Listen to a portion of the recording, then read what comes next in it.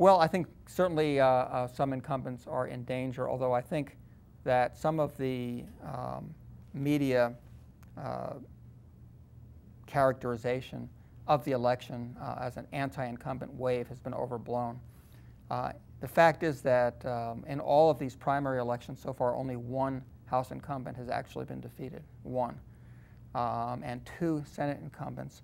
But in both of those cases, I think there were actually special reasons behind their losses. I mean, Arlen Specter switched parties about a year before the election and really gave Democrats very little reason to vote for him.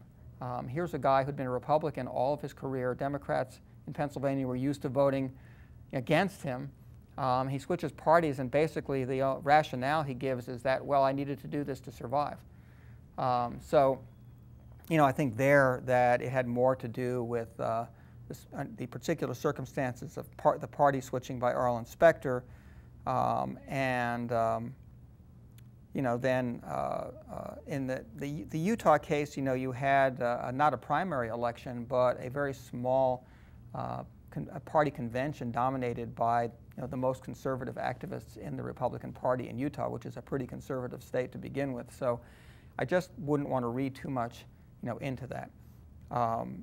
Now, there's no question when voters are discontented over the economy and the state of the country, that they tend to vote against the party in power.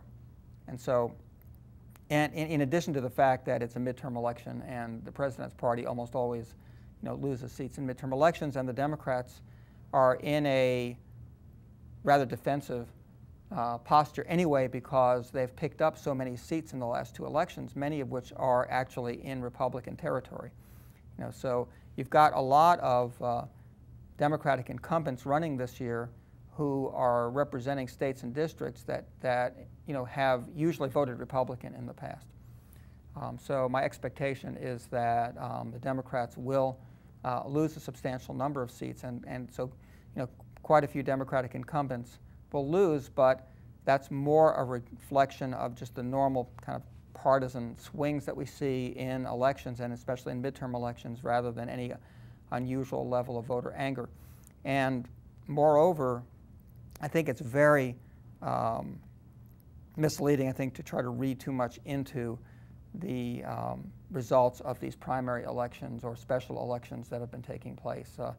You know, I think that is a tendency on the part of media often to overinterpret, you know, the latest event.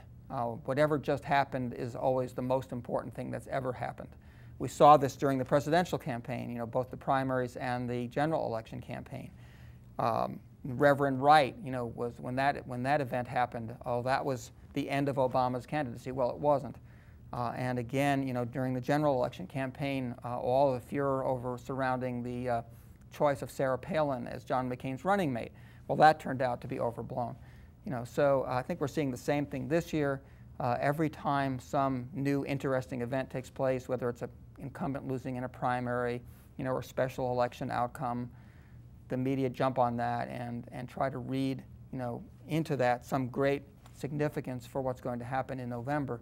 I think that is really overblown.